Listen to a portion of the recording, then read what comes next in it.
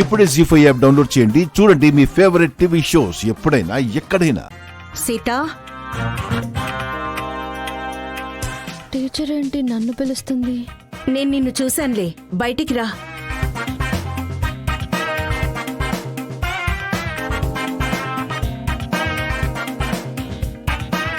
Teacher, నేనంతా చూశాను. ప్రీతితో నువ్వు మాట్లాడిందంతా విన్నాను. ఎక్కడున్నారు టీచర్?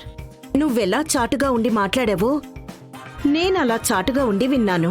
మీరు కూడా నాలాగే చిలిపి టీచర్. నువ్వు నాలా భలే మాట్లాడతావు సీత.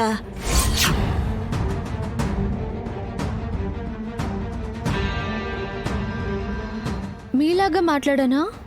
ఆ ఆ, అదే మీ సుమతత్త ఇలా మాట్లాడావు. మా అత్తమ్మ ఎలా మాట్లాడుతుందో నాకే తెలీదు. మీకెలా తెలుసు టీచర్? అదే నువ్వెలా మీ అత్తమ్మను ఊహించుకొని మాట్లాడావో నేను అలాగే ఊహించుకున్నాను. మనిద్దరం ఒకే రకంగా ఆలోచిస్తున్నాం టీచర్.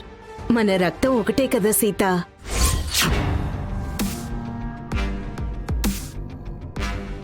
రక్తమా? ఆ, అదే నాట్య రక్తం. నా నరాల్లో నాట్యం ఉంది, అలాగే నీ రక్తంలో నాట్యం ఉంది. మీరు భలే మాట్లాడతారు టీచర్. నా మాటలకేం గాని నువ్వెందుకు మీ సుమతత్త ఇలా మాట్లాడావు? ఎందుకంతగా ఈ ఇంటి గురించి తాపత్రయపడుతున్నావు? ఇది నా ఇల్లు కదా టీచర్. ఇది నా కుటుంబం కదా. మీరు నాకు నాట్యం నేర్పడానికి ఈ ఇంటికి వచ్చారు. అప్పట్నుంచి మిమ్మల్ని గమనిస్తున్నాను. మీరు మామ విషయంలో, ప్రీతి విషయంలో ఎంతో ఫీల్ అవుతున్నారు. ఈ ఇంటి మనిషిలా బాధ్యత తీసుకుంటున్నారు. ఏ సంబంధం లేని మీరే వీళ్ళ గురించి అంతలా ఫీల్ అవుతుంటే ఈ ఇంటి కోడలిగా నేనెంత ఫీల్ అవ్వాలి? ఎంత బాధ్యత తీసుకోవాలి? ఈ ఇంటికి నాకు సంబంధం ఉంది సీత. ఇది నా ఇల్లు. రామ్, ప్రీతి నా కన్నబిడ్డలు. నువ్వు నా మేనకోడలివి. కానీ ఆ విషయాలేవి నీతో చెప్పుకోలేని స్థితిలో ఉన్నాను. Sorry teacher. మీకు ఈ ఇంటికి ఏ సంబంధం లేదని ఏదో వాగేశాను. మీరు మామని, ప్రీతిని మీ సొంత బిడ్డలా చూస్తున్నారని నాకు తెలుసు.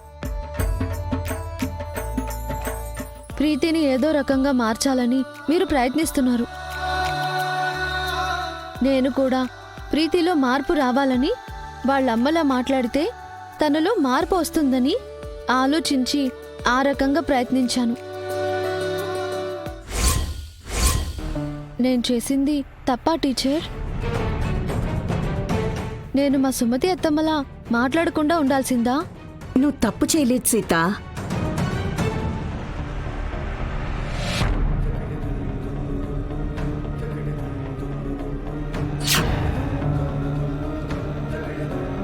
నిన్ను చూస్తుంటే చాలా గర్వంగా, ఎంతో ఆనందంగా ఉంది. ప్రతి ఇంట్లో నీలా బాధ్యత గల ఒక కూతురో, కోడలో ఉండాలి. అప్పుడు ఆ ఇంట్లో ఏ సమస్యలు ఉండవు. సమస్య సీత. తన వల్లే ఈ సమస్యలన్నీ.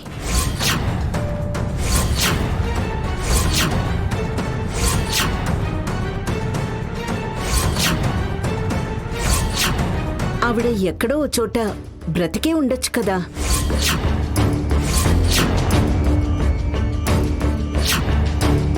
బ్రతికున్న మనిషికి వర్ధంతి ఎలా చేస్తున్నారు? తప్పు కదా.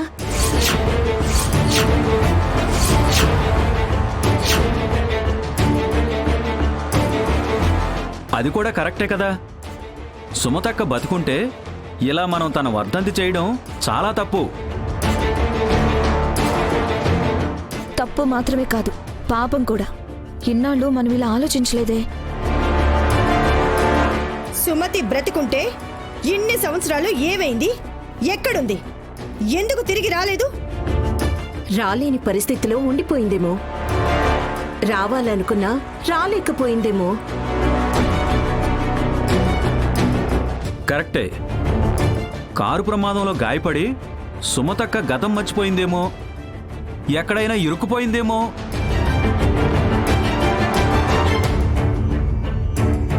అలా జరిగే అవకాశం కూడా ఉంది. గతం మర్చిపోయి చాలా సంవత్సరాల తర్వాత మళ్ళీ అంతా గుర్తొచ్చి తిరిగొచ్చిన వాళ్ళ గురించి నేను విన్నాను.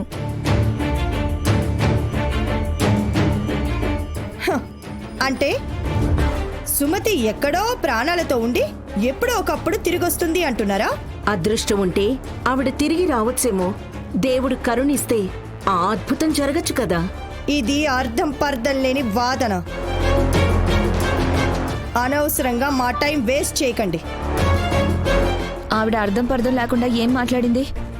న్యాయంగా లాజికల్గా మాట్లాడింది. చనిపోయిన మనిషి వర్ధంతి నాపడం ఏం న్యాయం? సుమతక్క బతికుండే అవకాశం ఉంది, అందులో కూడా లాజిక్ ఉంది. ఇప్పుడు ఆవిడ వర్ధంతిని ఆపడమే న్యాయం, ధర్మం. సుమతి చనిపోయిందని చట్టం చెప్పింది, మేము దాన్ని ఫాలో అవుతున్నాం.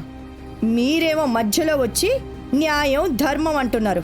చట్టం చెప్పిందే నిజం కాదు. న్యాయం, ధర్మం కూడా ఆలోచించాలి. అంటే మేము నమ్మిన చట్టానికి మీరు చెప్తున్న న్యాయం ధర్మానికి పోటీ పెడుతున్నారా?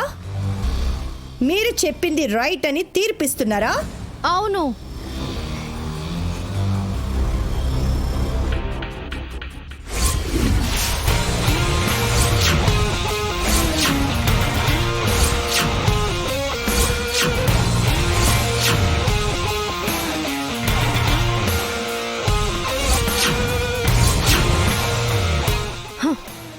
ఆ తీర్పు ఆవిడ గుండెల్లోంచి చెలరేగిన సంఘర్షణల్లోంచి పుట్టిందని,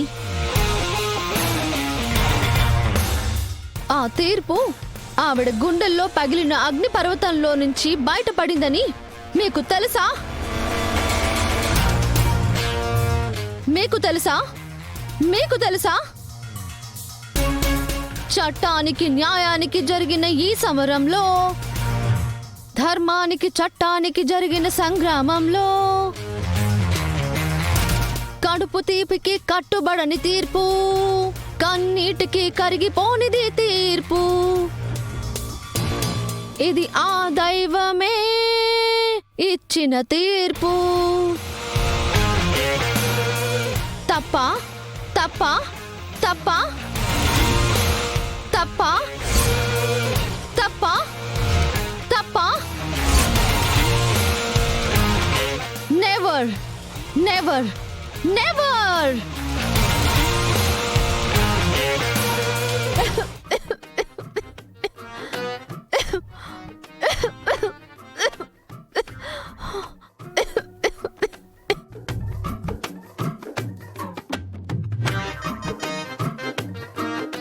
ఏంటి సీత ఈ అవతారం?